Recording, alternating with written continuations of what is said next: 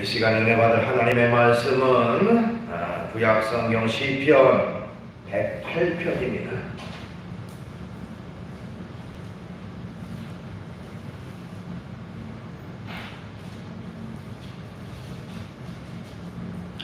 시편 108편 1절로 5절까지 말씀, 구약성경 884쪽에 있습니다.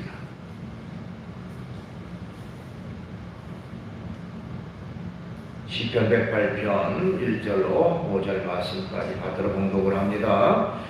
하나님이여, 내 마음을 정하여 싸우니 내가 노래하며 나의 마음을 다하여 찬양하리로다.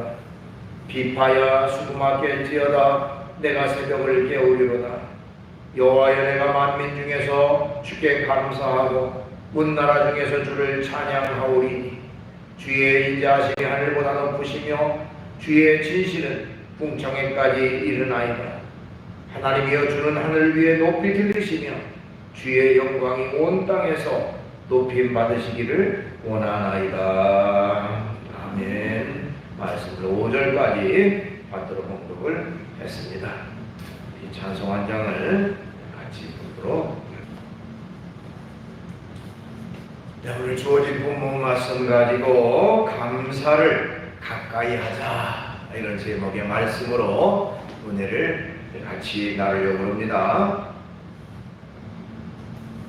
매년 11월 셋째 주일은 추수감사절로 하나님 앞에 영광을 돌리고 있습니다. 물론 농사일을 하는 분도 있겠지만 농사일을 하지 않는 사람도 1년 한 해 동안 하나님이 지키시고 하나님이 돌보시고 하나님이 우리 가정을 이끌어 주셨다는 그런 마음을 가지고 감사로 하나님 앞에 영광 돌리는 그런 시간이 바로 추수감사절이라고 말씀드릴 수가 있습니다. 우리가 일상 속에서 이 감사라고 하는 거 얼마나 소중하고 얼마나 귀한지 알 수가 없습니다.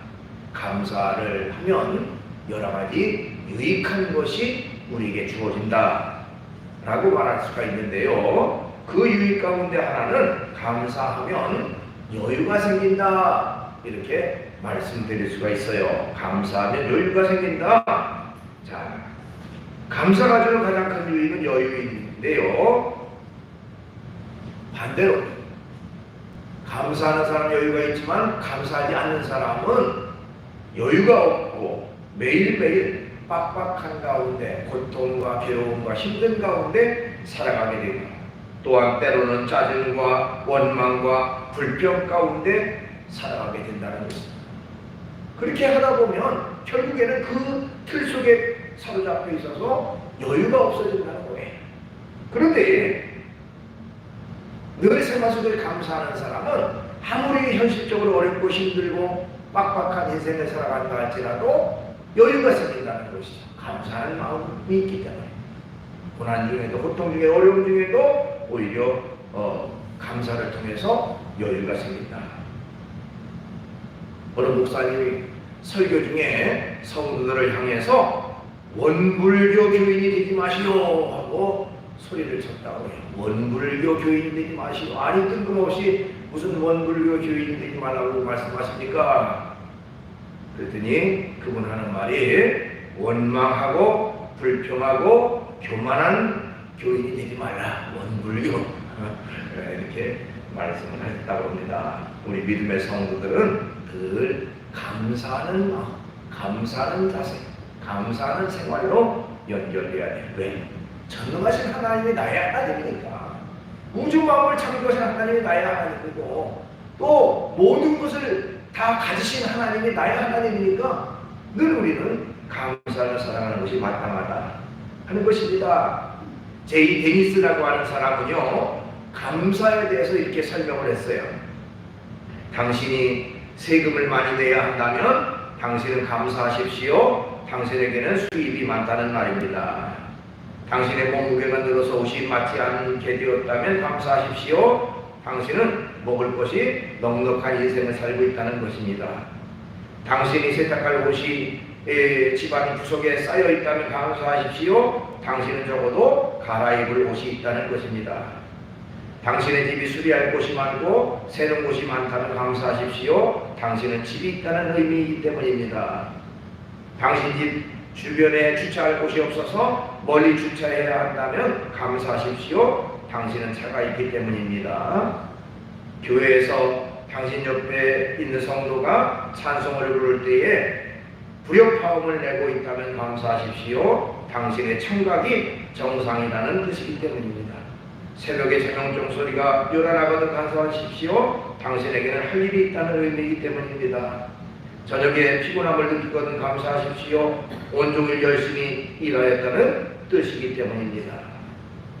어떻게 보면 참 의미 있는 말이에요. 우리가 피곤하고 힘들고 또 때로는 어떤 일이 잘 안 되고 그러면 짜증내고 화내고 그 괴롭고 이런 것밖에 없었는데 그럼에도 불구하고 얼마든지 우리가 감사할 수 있는 그런 생활이 되어진다는 것입니다. 그렇기 때문에 감사를 통해서 여유를 갖고 살아가는 그런 사람이 되어야 된다는 것입니다.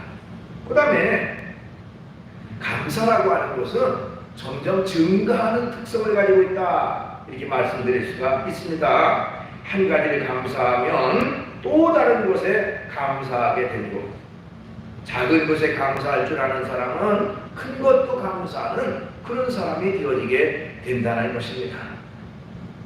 세계적인 설교자 스펄전 목사님이 감사에 대해서 말씀한 것이 있습니다. 촛불을 보고 감사하면 전등불빛을 주시고 전등불빛을 보고 감사하면 달빛을 주시고 달빛을 보고 감사하면 햇빛을 주시고 햇빛을 보고 감사하면 영원한 천국빛을 주신다.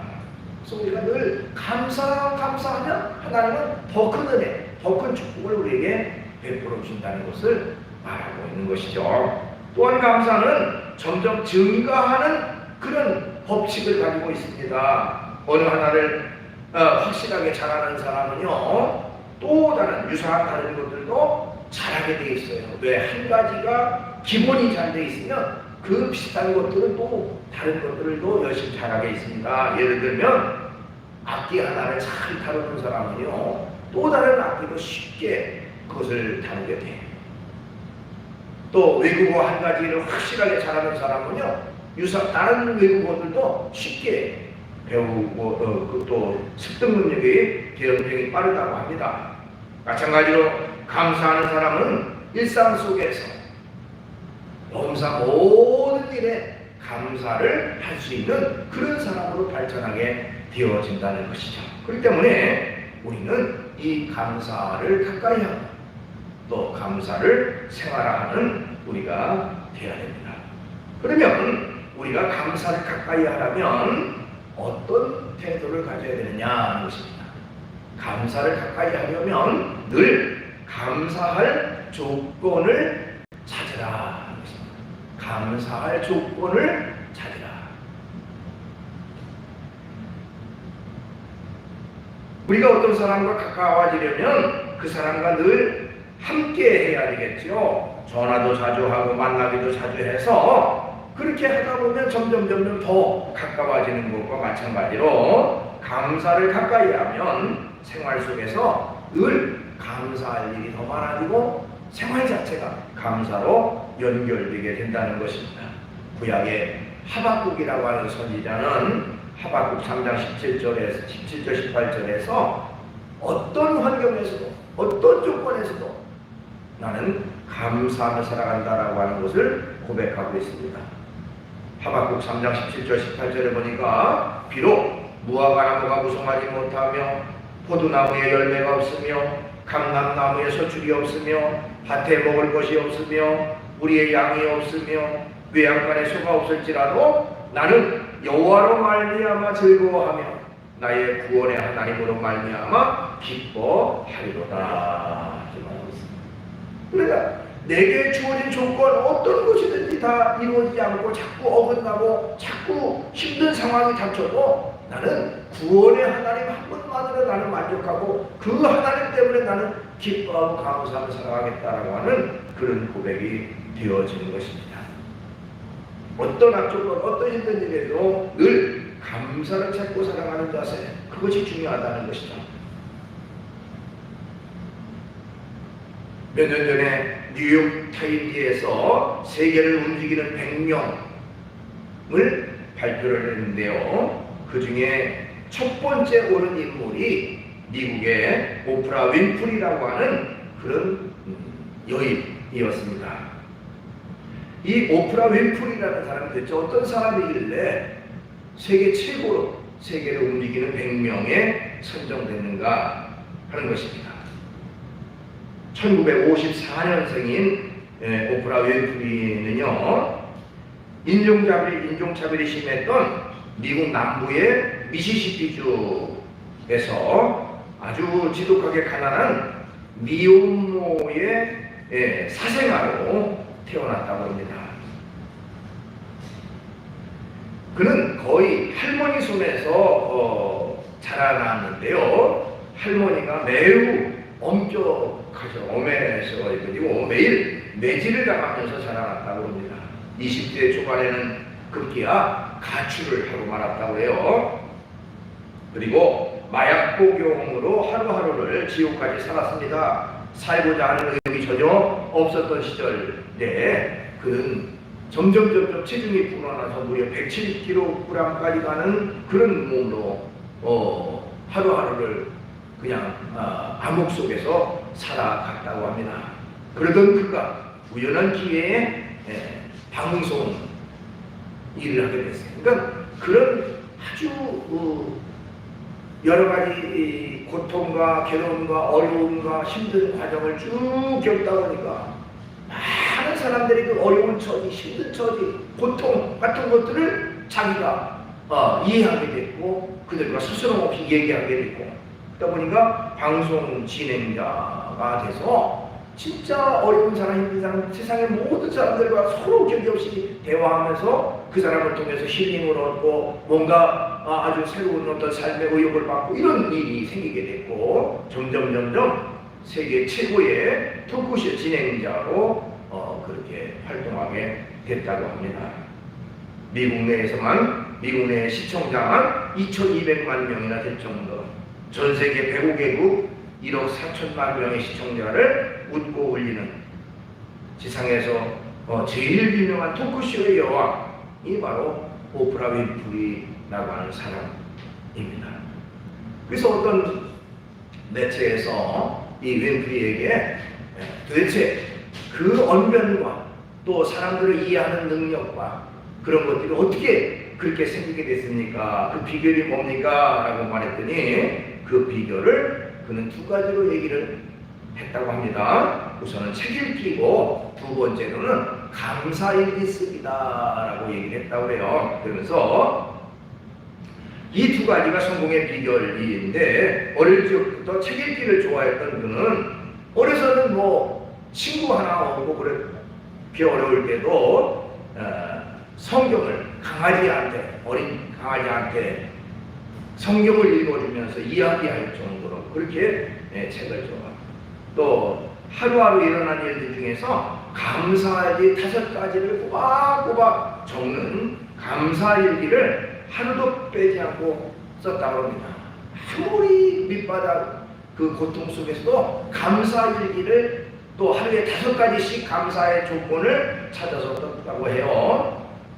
감사일기 중에 일부분을 인용하면, 오늘도 거뜬하게 잠자리에서 일어날 수 있어서 감사합니다. 유난히 눈부시고 파란 하늘을 보게 해주셔서 감사합니다. 점심때 맛있는 음식을 먹게 해주셔서 감사합니다. 얄미운 짓을 한 동료에게 화내지 않았던 저의 참을성에 감사합니다. 좋은 책을 읽었는데 그 책을 써준 작가에게 감사합니다. 어쨌든 어떤 일이든지 일상 속에서 감사할 조건들을 꼬박꼬박 그렇게 생각하고 또 기록을 했다. 그러다 보니까 늘 생활 속에서 감사가 넘친다. 또 아무리 환경이 어렵고 힘들어도 삶의 의욕이 생기더라 하는 그런 고백을 했습니다. 우리가 감사를 가까이 하려면 늘 감사할 조건을 생활 속에서 찾는 것, 그것이 중요하다는 것이죠. 그 다음에 감사를 가까이 하려면 관점을 바꿔야 된다는 것입니다. 무슨 얘기냐면 부정적인 관점에서 긍정적인 관점으로 관점을 바꿔야 된다는 것이다. 관점을 다르게 해야 그의 생활이 또 행동이 달라지게 된다는 것입니다. 여러분, 우리가 일상 속에서 물을 마실 때에 물컵에 반 정도가 있으면 벌써 반을 먹었네 뭐 이렇게 말하는 사람이 있는가 하면 아직도 반이 남았네. 뭐 음료수 먹을 때도 그런 말 하죠. 겨울철에 영하 10도, 우리 입장에서는 굉장히 추운 날일 수도 있겠지만 추운 지방에 사는 사람들에게는 영하 10도는 따뜻한 날 이렇게 될 수도 있어요. 그렇죠? 어쨌든 관점의 차이다 때문에 생활 속에서 우리가 어떤 관점을 가지고 살아가느냐, 즉 감사의 관점을 가지고 살아가는 것입니다.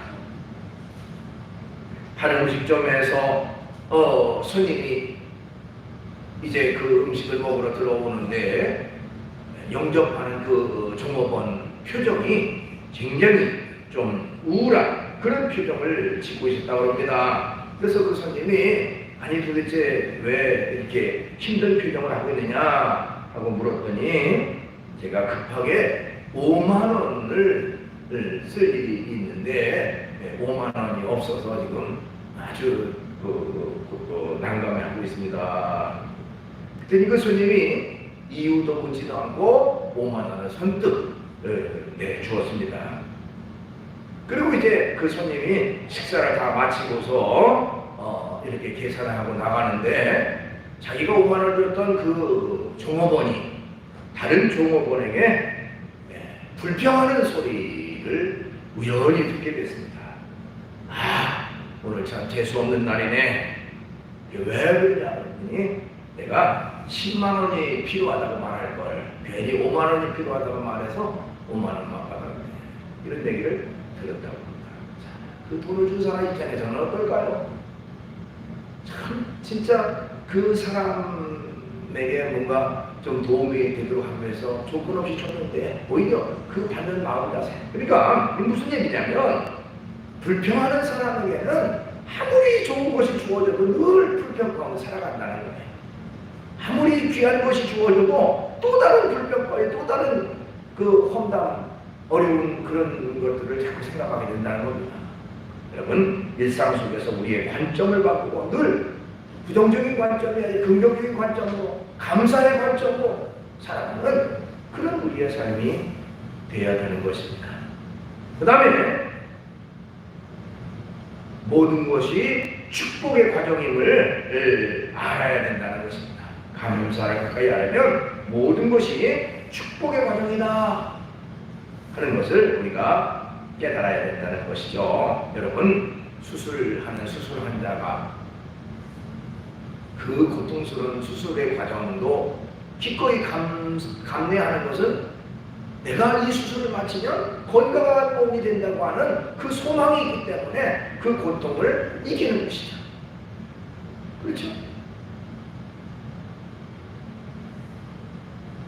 운동선수가 피땀 나는 그 고통과 그 어려움도 이기고 끝까지 땀을 흘리면서 훈련에 매진하는 것은 내가 열심히 훈련해서 올림픽에 가서 내가 메달을 딸 거야 하는 그 목표가 있기 때문에 고통과 고난도 참고 훈련에 매진하는 것입니다. 우리가 어떤 일을 하든지 때로는 어렵고 힘들더라도 이것이 하나님의 축복의 과정이다 하는 그 생각을 한다면 우리는 늘 감사할 수가 있다는 것입니다.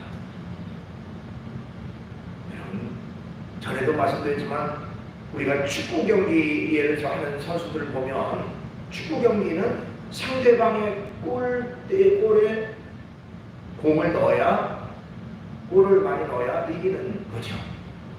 그럼 앞으로 가야 돼. 근데 앞으로만 가나요? 앞으로도 물론 패스도 하지만 옆으로도 하고요, 뒤로도 하고요. 뒤로 그게 어떻게 보면 인생의 과정이라고 말할 수도 있어요. 목표는 앞으로 나가는 건데 때로는요 이런 그 아픔, 고난, 괴로움, 힘든 일 그런 것도 감수하고 그것을 이기고 나아가면 결과적으로 좋은 결과가 되어진다는 거죠. 그 때문에 우리가 어떤 일을 하든지 어떤 상황이든지 하나님이 내게 은혜를 베풀어 주시고 축복을 베풀어 주시는 과정이다 생각을 한다면 우리는 늘 감사를 가까이 할 수가 있습니다. 오늘 특별히 추수감사절을 맞이해서 감사를 가까이 하라 하는 말씀을 드렸습니다. 감사를 가까이 하려면 일상생활 속에서 우리는 감사의 조건을 찾자는 것이죠. 또한 관점을 바꾸자.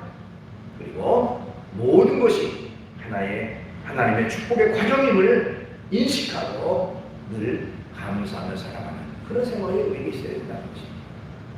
추수감사절을 통해서 여러분 모두에게 오늘만이 아니라 평생 동안에 말로서 행동으로서 생활 속에서 늘 감사하며 살아가는 그런 우리 모두가 되시기를 주의 이름으로 축원합니다. 기도하겠습니다. 걸어가신 주님을 찬양합니다. 오늘 특별히 추수감사절을 맞이해서 감사와 감사를 가까이 하자는 말씀을 나눴습니다. 하나님, 우리가 일상 속에서 다른 사람을 향해 원망하고 불평하고 또 여러 가지 불만족 가운데 살아가고 있지는 않은지 자신을 돌아보게 하시고 어떤 일이든지 감사의 조건을 찾고 늘 감사한 마음으로 살아가는 저희가 되게 주시옵소서. 감사의 일생이 되게 하시고 감사가 넘치는 그런 삶이 있게 하시고 감사하는 자에게 더 큰 감사를 채워주시는 그 하나님께 하나님을 기억하고 늘 일상 속에서 감사의 삶을 살게 부족함이 없도록 은총 베풀어 주시옵소서. 예수님의 이름으로 기도하옵나이다. 아멘. 네, 이어서 바로